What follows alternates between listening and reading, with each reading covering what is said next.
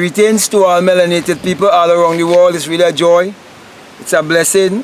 It's an honor to be out here in nature and greeting you, knowing that I'm bringing a message of emancipation to you, knowing that I'm bringing a message that would set you free, a message that would teach you of your true identity, a message that will allow you to use your true creativity, a message that will bring you into a place of self-realization and self-actualization.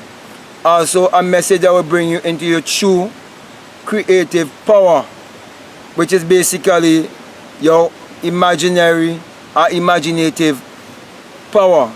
So with that being said, my brothers and my sisters, I want to speak to you concerning financial freedom and how to come into financial freedom. Now the first thing you have to know that you have been enslaved spiritually and economically. And how have you been enslaved spiritually? Now, you've been given the Bible and you are made to believe that the Bible is literal and that the Bible is secular history. But if you want to come to true financial freedom, you have to learn that the Bible addresses the human mind and must be interpreted psychologically. That the Bible is not literal, neither is it secular history, and that the Bible was written symbolically. Also, if you read Galatians 4:24, you'll find the story of Abraham is an allegory, and that the entire Bible is all allegory. Now, when you understand that, you will understand Matthew 6:33, where it says that you must seek first the kingdom of God and His righteousness, and all these things will be added unto you. All the temporal things will be added unto you, which is speaking about everything financial you could think about. Because everything in this world, whether it's house, car, clothes, food, it takes finance, it takes money. Okay? But first of all, you have to know also where the kingdom is. And Luke 17:21 tells you that you mustn't have anyone to tell you to look here or look there for the kingdom. For the kingdom of God is within you. But I want to make just a little clarification. Where it says, don't let anyone tell you, look, he's here or look, he's there. That he is not a person. That he is a personification of your own human imagination. And I'm going to show you shortly. Okay?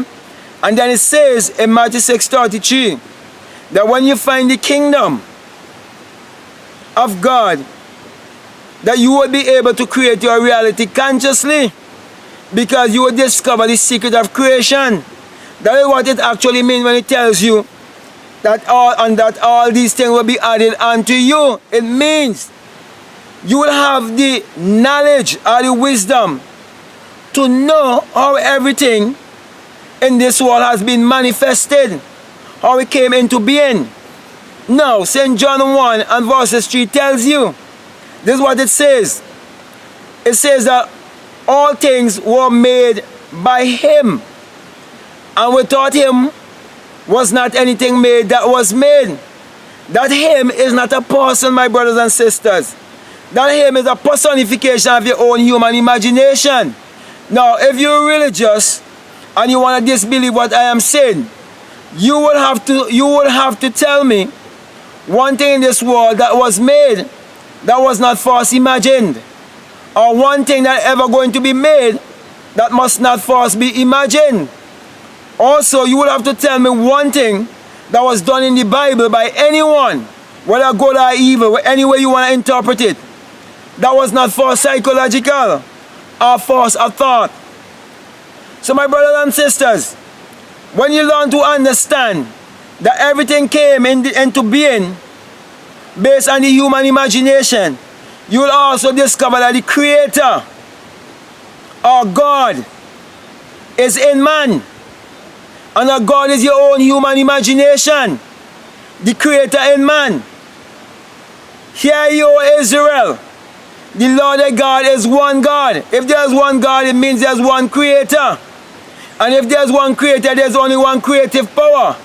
So to those of you who would be religious, Can you tell me of one creative power outside of imagining? And when the Bible tells you of Israel, it's Isis, Ra, and El. And it also means to rule as God. So it is not speaking about some geographical place in the Middle East, but it is a place in you psychologically where you come to understand that you are the master and creator of your own destiny, and that you can create your own reality consciously. So my brother and my sisters, I'm going to give you some keys that you can use to come into financial freedom. Now, when you understand that the Bible addresses the human mind and must be interpreted psychologically, then you will understand how to pray to get results in your life. Now, this is what Psalms 4:4 tells you. Psalms 4:4 admonishes you to commune with your own heart upon your bed. It means that Psalms 4:4 is saying to you that you must not commune with any God outside of yourself. Do not commune to any idol, but commune with your own heart upon your bed and be still. Now it is also telling you there's something about God and manifesting your desire when you're going to bed. Because when you're going to bed is when you're going into the depths of your subconscious mind. And you have a conscious mind and a subconscious mind. And whatever consciousness you go to bed with, that's the same consciousness you're going to wake with. And that is what you will live out throughout your day, and your weeks, and your months, and your years. And that will shape your life. So it's teaching you that you have to go to bed more consciously. And you have to visualize that what you want just before falling to sleep upon your bed. Now, to give you further understanding of this, you can read also Job 33 from verses 14 to 16. And you will get the key there also to use in your life. So my brother and my sisters, if you've been brought up to believe in going on your knees and praying to a God outside of yourself, or believing in a power or creative power outside of yourself, I'm asking you to put Psalms 4:4 to work in your life. Commune with your own heart upon your bed. And when you say commune with your own heart upon your bed, it is saying this to you. A quarter scene that implies that you have that which you would like to see manifested in your life. Whether you want $1 million or you want a car, you want a house, you want a new job, you want promotion in your job, whatever it is, accord that scene from within and get into the feeling of your wish already been fulfilled and fall asleep in that consciousness. Now you can do it for 3 nights, because when it tells you that Jesus Christ was in the tomb for 3 days and 3 nights, when you come to understand that Jesus Christ is a personification of your own human imagination, and that the Christ energy is the highest level of consciousness that you will come to as an individual, you will understand whenever you use your imagination to create your reality, that at least you can have it, you can repeat it for 3 days and 3 nights before there will be a resurrection. And you will see the very thing manifest in your life. But you have to learn to let it go and forget about it. Because when you sow a seed in the earth, you don't go back every day and dig back up that seed. You allow that seed to germinate and to bring you a harvest. Also, my brother and my sister, you can use Matthew 6:6, where it says that you must go into your closet, your secret place. This is the secret place. This is the house of God. This is the temple of God. This is the tabernacle of God, because God is your own human imagination, the creator in man. And when you go into the secret place where the Father is, which is your own human imagination, that you must take your desire with you and close the door. It is speaking about close your 2 eyes. Because these physical eyes is just to show you that you have a spiritual eye. And Matthew 6:22 tells you that if your eye be single, your whole body will be full of light. So learn to see things through your mind's eye and account a scene that will imply that you have what you so desire to manifest upon the face of this earth. And fall asleep in the assumption that it is done. Also, you can do it throughout the day also. And you can sit in a nice quiet place and invite a drowsy, sleepy state to come upon you in your meditation. Also, you can sit quietly and meditate on that which you want to manifest, and breathe in and breathe out, breathe in and breathe out, and get it into a certain rhythm. And when you get it in a certain rhythm, you give one great exhalation and send your intentions out, and it will return back to you and will manifest that which you desire. But you have to believe in yourself. You have to trust the God that is in you. And you have to believe that God is your own human imagination, the creator in man. And you have to believe that everything in this world was false thought. It was false imagined.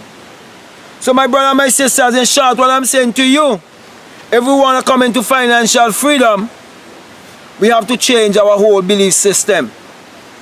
Because it is our belief system that will have enslaved us and bring us into economic or financial slavery. So with that being said, my brother and my sister, I want to encourage you to support my ebooks and to also join me on Patreon. And for those of you who would like mentorship, you can donate $50 or more on Patreon and you will get my information, and I would be willing to teach you by way of telephone conversation. So with that being said, my brother and my sisters, I want to also encourage you not to miss out on the greatest investment you will ever make in your life by having mentorship from one who's a true realized being upon the face of this earth. So with that being said, I want to give you now the sign of enlightenment, the sign of the rising of the sun, the sign of the single eye, of which Matthew 6:22 tells you that if your eye be single, your whole body will be full of light. And my brothers and sisters, when you experience that experience, you will come to realize that the greatest mystery upon the face of this earth can never be known intellectually. It must be experienced.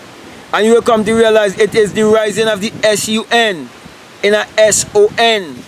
And you will come to understand that without the sun, as in the S-U-N, there is no life and there is no light. And without the human imagination, there isn't anything made that was made. And that the human imagination parallels the sun. And that we are the people of the sun. So let us rearrange our mind, our thinking, and get in motion to create our reality consciously and live in abundance and prosperity. So with that being said, I want to say peace, love you, I'm out.